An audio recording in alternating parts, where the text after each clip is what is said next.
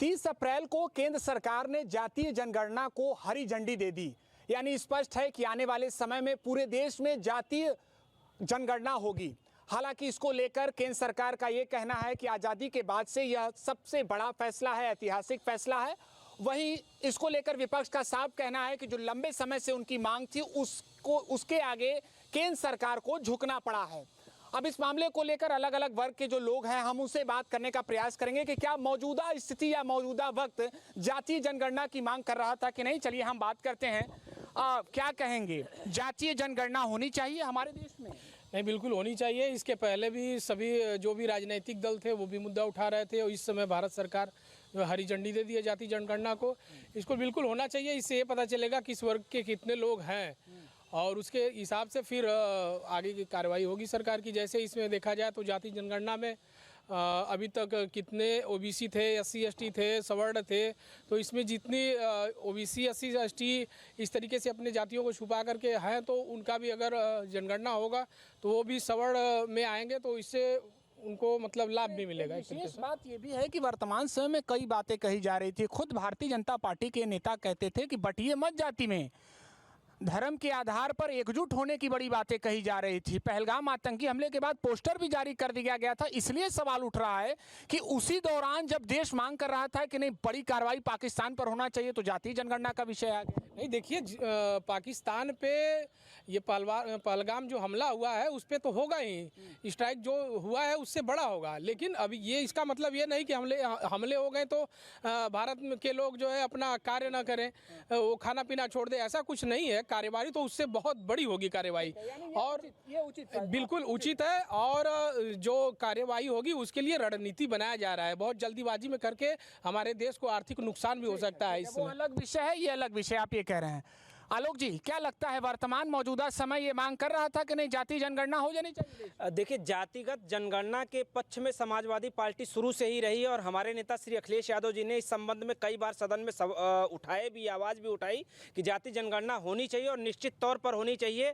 लेकिन वर्तमान समय में जब पाकिस्तान के साथ इस तरह के तनावपूर्ण संबंध थे, तो केंद्र सरकार ने पाकिस्तान के मुद्दे से लोगों का ध्यान भटकाने के लिए जातीय जनगणना का एक शगुफा छेड़ दिया है। लेकिन फिलहाल ठीक है, इस कदम का हम स्वागत करते हैं। और बातें कैसे संभव है, यानी शगुफा भी छोड़ दिया और ये भी कह रहे हैं कि नहीं ये समय की मांग थी? नहीं, चूंकि देखिए हमारी मांग थी, हम लोग पहले से ही समाजवादी पार्टी इसकी मांग कर रही थी, और केंद्र सरकार अपनी विफलता को छुपाने के लिए, जो अभी पाकिस्तान समर्थित आतंकवादियों ने हमला किया, उस विफलता को छुपाने के लिए ये जातीय जनगणना का अभी नया तुरंत प्रोपोगेंडा छेड़ दिया है। चलिए और लोगों से हम बात करेंगे। भाई साहब, देश को एक धागे में एकजुट करने के लिए बात की जा रही थी। हालांकि ये जातीय जनगणना विषय आगे आने वाले समय उसका प्रारूप क्या होगा ये देखना होगा। लेकिन आपको क्या लगता है, समय का ये मांग है जातीय जनगणना? देखिए भाई साहब, सबसे पहले तो हम एबीवीपी को काफ़ी हम धन्यवाद बोलना चाहेंगे कि नहीं, कम से कम इस प्रश्न का जो है, इतना अच्छा प्रश्न आप लोग लेकर के हम लोग के बीच में आए। जातीय जनगणना पूर्ण रूप से गलत है, 100% गलत है। चूँकि वर्तमान समय की स्थिति को हर व्यक्ति देख रहे हैं। इसके पहले भी हमारे प्रतिष्ठित नेता रहे हैं, काफ़ी अच्छे अच्छे नेताओं का बराबर इस विषय पे काफ़ी चर्चा परिचर्चा आता रहा है। और नगर निगम ब्लॉक के जो भी रिपोर्ट है, सबको पता है कि 40% भारतवर्ष में कोई जनसंख्या वर्तमान में हस्तक्षेप कर रही है, तो एक विशेष समुदाय है। इस विशेष समुदाय को और लाभान्वित करने का केवल एक विचार है। यानी आप अल्पसंख्यक पर निशाना साध?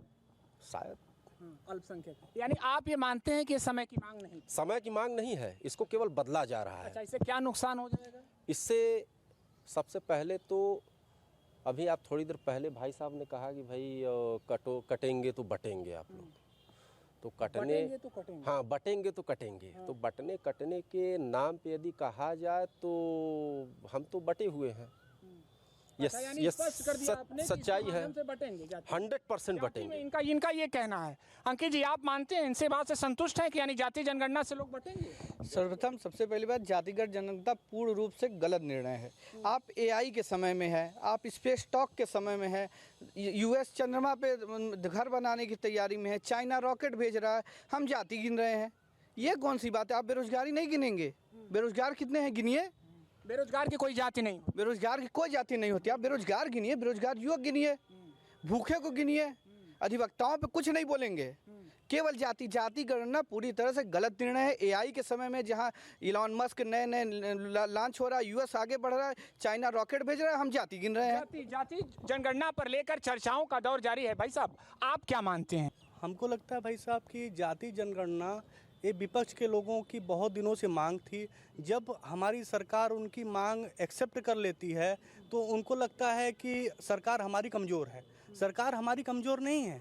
इनकी अब जैसे हमारा पहलगाम को हमला हुआ है तो हमारी सरकार उस पर पूरी तरीके से पूरी जोर से लगी हुई है और बहुत बड़ा आपको रिजल्ट मिलेगा। तो एनडीए को क्या मजबूरी हो गई इस जातीय जनगणना को लाने की? उनकी क्या मजबूरी है? नहीं, कोई मजबूरी नहीं है। हाँ, तब उन्होंने क्यों विचार किया? वो तो उनके नेता तो बार बार सदन में कहते थे कि जो जात की बात करेगा उनको हम स्वीकार नहीं करेंगे। बड़े नेता ने लात मारने तक की बात कर दी थी कि जो जात की बात करेगा उसको लात पड़ेगी। नहीं, ऐसा कोई बात नहीं। हमारी सरकार पूरी तरीके से भारत के विकास में और पूरी तरीके से लगी हुई है। आगे भी ये विपक्ष का काम है आलोचना करना, विपक्ष अपना काम कर रहा है। नित्यानंद जी, ये बताइए इसके सकारात्मक पहलू, नकारात्मक पहलू क्या होंगे जातिगत? देखिए, सकारात्मक पहलू तो इसके नहीं होने जा रहे हैं। ये मजबूरी में लिया हुआ फैसला है। थोड़ा बैक फ्लैश में ले जाना चाहेंगे। कुछ निर्णय जो है बड़े नेता मजबूरी में लेते हैं। जिस तरह से आपको याद होगा, बीपी सिंह जब देवीलाल प्रकरण चला, मंडल कमीशन सरकार के ऑफिस में था, डंप यार्ड में पड़ा हुआ था। इंदिरा गांधी ने उसको इम्प्लीमेंट नहीं कर रही थी। बीपी सिंह को लग गया कि एक बहुत बड़ा मुद्दा है, ये बड़ा वोट बैंक है, और जब उनको हटाने का सब कुछ चक्कर चला तो उन्होंने रातों रात मंडल कमीशन को लागू कर दिया। निश्चित रूप से राजनीतिक रूप से जो विपक्ष हमलावर है और जातिगत तौर पे हमलावर है। पीडीए का जो कंसेप्ट है, भाई जो कह रहे थे नेता, पीडीए अपने आप में एक जातिवादी सोच है। ये एक प्रोग्रेसिव सोच नहीं है, ये एक कुंठित मानसिकता का सोच है। पीडीए एक खास वर्ग को, उसमें समाज का प्रबुद्ध वर्ग और इंटेलेक्चुअल वर्ग है ही नहीं है। तो ऐसे सोच के लोगों को काउंटर करने के लिए मोदी जी का एक, हम मोदी जी के प्रशंसक हैं, लेकिन कह सकते हैं कि मजबूरी में लिया हुआ फैसला है। और जो सकारात्मक और नकारात्मक पहलू की बात, अब इसमें सकारात्मक नकारात्मक क्या है? नकारात्मक ये है कि इस देश में जातिवाद इससे बढ़ेगा, और जातिवाद ही नहीं बढ़ेगा, ये देश जो है इस देश का जो सोच है, जो एक नेशन वाइड हो रहा था, एक व्यापक सोच, जैसे मंडल कमीशन, पहले हम लोग खुद भी हम उसके गवाह हैं। क्वींस कॉलेज में 85 में मैं पढ़ता था और उसके पहले तक हमको अपनी जात नहीं मालूम थी, हमारे बगल में कौन लड़का बैठा है। लेकिन मंडल कमीशन के बाद जानते क्या हुआ? एक छोटा बच्चा भी एक दूसरे से जात पूछने लगा। अब जात ही नहीं पूछेंगे लोग, अब सब जात पूछेंगे, गोत्र पूछेंगे। बहुत इसमें विविधता आ जाएगी, इसका बहुत खराब पहलू होगा। दूसरा चीज़ क्या है? ये कटु सच्चाई है कि इस देश में वोट जातिगत समीकरणों पे पड़ते रहे हैं। तो राजनीतिक दल ये जानना चाहता है कि हम कैसे किस कैंडिडेट को कहाँ करें, तो उस सोच के तहत उनको फायदा होगा। जो राजनीतिक पार्टियां हैं उनको अपने टिकट देने में, जब देश की जनता ही जाति मुद्दे के आधार पर जब वोट कर रही है आपके अनुसार, तो इसमें आखिर में दिक्कत क्या है? तो यही तो इसीलिए तो मैं कह रहा हूँ कि ये मजबूरी में और दबाव में, जैसे होता है ना, वोट की राजनीति भी एक प्रेशर बिल्डअप करती है।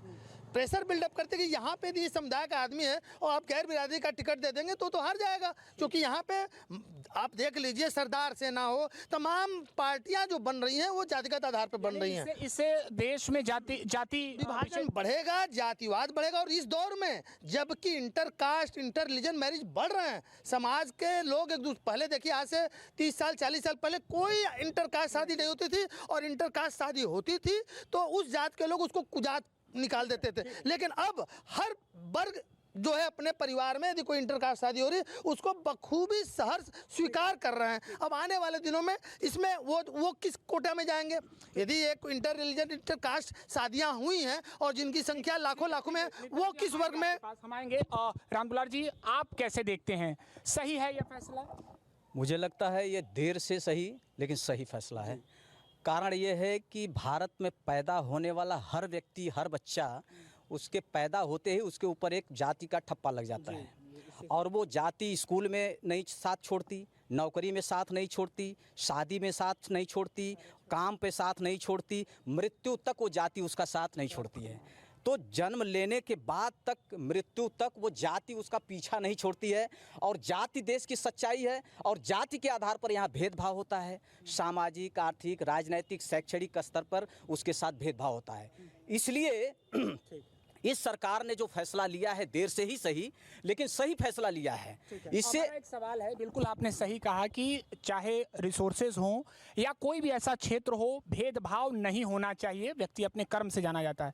लेकिन जब हिंदुस्तान के बदलते दौर की बात कही जा रही है, विश्व गुरु बनने की बात कही जा रही है, तो उस दौर में एक व्यक्ति हिंदुस्तानी से पहचाना जाना चाहिए या वो किस जाति से आता है इससे पहचाना जाना चाहिए? बाबा साहब डॉक्टर भीमराव अंबेडकर ने कहा था, बाबा साहब ने 1951 में भी जाति जनगणना को नहीं स्वीकारा था। मैं वही बता रहा हूँ। ये जो देखिए संविधान की एक जो सोच है, जाति विहीन समाज की जो उन्होंने सोच पैदा की थी कि यह हमारा देश ऐसा होगा जहाँ कोई जाति नहीं होगी, जहाँ कोई भेदभाव नहीं होगा, सभी को समान न्याय मिलेगा, समतामूलक समाज होगी। लेकिन हो क्या रहा है?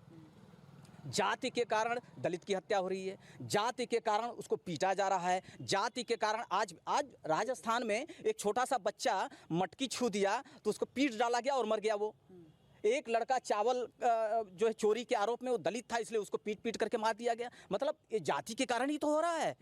और एक ही आपको लगता है, बिल्कुल किसी के साथ भी अगर गलत हो रहा है तो दुखद है, लेकिन आपको लगता है कि केवल एक ही जात को देश में प्रताड़ित किया और किसी के साथ जुर्म नहीं हो रहा है, किसी और जाति के साथ जुर्म नहीं हो रहा है? बहुमत जो जाति के आधार पर जो शोषण हो रहा है, देखिए अधिकांश संख्या आप कह रहे हैं, अधिकांशतः जो है जाति के आधार पर, लेकिन ये जाति जो आप क्या कहेंगे भाई साहब? हम तो क्या आप स्वीकार करते हैं? जी बिल्कुल स्वीकार करते हैं, देरी से सही, लेकिन केंद्र सरकार का जो भी निर्णय है वह स्वागत योग्य है। क्योंकि देश कृषि प्रधान देश के साथ जाति प्रधान भी देश है, और हर जगह जाति के साथ ही भेदभाव किया जाता है। कहीं पे भी चले जाइए, एडमिशन से लेकर आप नौकरी तक हर जगह जाति सर्टिफिकेट देखा जाता है, कास्ट सर्टिफिकेट देखा जाता है। तो सरकार जिस हिसाब से जनगणना देखा जाता है, एक विषय ये भी है कि अगर आप काबिल हैं, योग्य हैं, तो आप अपनी योग्यता को साबित करके सफलता प्राप्त करिए। देखा जाता है, वो तो स्वाभाविक है कि अगर आप लाभ लेना चाहेंगे तो देखा ही जाएगा। जी बिल्कुल देखना चाहिए भी। और सरकार जो कर रही है, जैसे कि जिसकी जितना संख्या भारी उसकी उतनी हिस्सेदारी, तो बहुत सी ऐसी जातियां हैं जो कि बहुत ही पिछड़े हैं और उनकी अता पता तक नहीं है, कहीं पे भी नहीं है। तो उन जातियों का जब पता चलेगा तो उसको सरकार आगे लाकर उसको भी उन्नति के रास्ते पर लाएगी। ठीक है। हाँ रविंदर जी, आपको क्या लगता है, क्या सही समय है ये? जी एकदम सही समय है। एक विकृत मानसिकता फैल गई थी पहलगांव के हमले के बाद, मतलब कि हिंदुस्तान पाकिस्तान कटने मरने के लिए लोग तैयार हैं। तो एक विश्व शांति के उद्देश्य के, मतलब एक समझ लीजिए कि पूरा इतना बढ़िया उन्होंने सजाया है इसको कि शांति के रास्ते पे लाके उसको धीरे धीरे जाति जनगणना पे लाएंगे। और वो जो इन्होंने जो बात कहा, ये बात बहुत बढ़िया है कि कुछ ऐसी जातियां भी हैं जिनको मतलब जिनका उद्धार आज तक नहीं हुआ है, मतलब अति पिछड़े, जिनको मतलब तो यही सवाल है कि एक और व्यवस्था हो सकती थी उनको आगे लाने के लिए कि जाति पूछना। राजनीति विचारधारा से प्रेरित होती है, विचार से प्रेरित होती है, अंतिम व्यक्ति तक हमारा विचार है। भारतीय जनता पार्टी का विचार है अंतिम व्यक्ति तक, समाज का जो अंतिम व्यक्ति हो, अब उसको खोजेंगे ना हम। उपाध्याय जी का ये विचार नहीं था कि जाति जनगणना, उपाध्याय जी ने ये कल्पना नहीं की थी कि देश में जाति। आज इतनी जनसंख्या तो उस समय नहीं सोचे थे वो लोग। जिस तरह की जनसंख्या, कुछ जनसंख्या छुपाई भी जा रही है। अपने देश में 40%, उन्होंने बताया ना कि 40% ऐसी भी जाती है, अभी 40% बोल रहे हैं, है कितनी वो भी तो निकल के आएंगे। धर्म विशेष को लेकर धर्म विशेष की बातें हो रही, हम उनको भी जाति मिलाएंगे। सिर्फ हमारी बारी नहीं आएगी, उनकी भी बारी आएगी। एक सवाल, अंतिम कमेंट आप लोगों से ले लेंगे कि क्या इससे जातिवाद बढ़ेगा कि नहीं? आप लोगों को अपने जो विचार रहेंगे वो हाँ या ना में करने, जातिवाद बढ़ेगा कि नहीं, इससे आपको क्या लगता है? इससे जातिवाद भी बढ़ेगा, नफरत भी बढ़ेगा। आपको क्या? देखिए, संविधान की धारा अनुच्छेद 340 जातिगत जनगणना को समर्थन देती है और वह यह कहती है कि जातिगत जनगणना से सामाजिक और शैक्षिक रूप से पिछड़े वर्गों का सरकार उत्थान कर सकती है। तो जातिगत जनगणना बिल्कुल सही है, उन्नति होगा। यानी आप क्या मानते हैं, जातिवाद सही हो रहा है? सही है। आप क्या मानते हैं? कहीं कुछ बढ़ने वाला नहीं, जातिवाद नहीं बढ़ेगा। जो जैसा है वैसे ही, उस जैसा चला आ रहा है वैसे ही करेगा। आप जातिवाद चरम पर रहेगी, लोगों में नफरत और आग की भावना बढ़ती रहेगी। निश्चित रूप से जातिवाद जो इन करंट में जाना चाहिए, फ्लोर पे आएगा और लोग अब एकदम जातिवाद बढ़ना इसको रोका नहीं जा पाएगा और इस पे लगा मतलब इस स्तर पे ये एक अच्छा फैसला नहीं है। मुझे लगता है कि जो पिछड़े हुए लोग हैं उनको समाज के मुख्य धारा में लाने का प्रयास किया जाएगा और ये बहुत ही अच्छा है। सभी लोग बराबर होंगे तो मुझे लगता है जातिवाद कम होगी, खत्म होगी। उन्नति होगा। आप जी बिल्कुल, जातिवाद नहीं होगा और उन्नति होगी। जो भी पिछड़ी जातियां हैं जिनका अता पता नहीं है वो अब फ्रंट पे आएंगे और उनको विकास के मुख्य धारा से जोड़ा जाएगा। आप क्या मानते हैं? पूरी तरीके से इस केंद्र सरकार के इस फैसले से हम पूरी तरीके से सहमत हैं। ठीक है, यानी आप मानते हैं कि उन्नति होगा। ऐसे में लोगों के अलग अलग राय हैं, अलग अलग विषय हैं, लेकिन स्वाभाविक तौर पर जातिगत जनगणना को जो है केंद्र सरकार ने हरी झंडी दे दी है।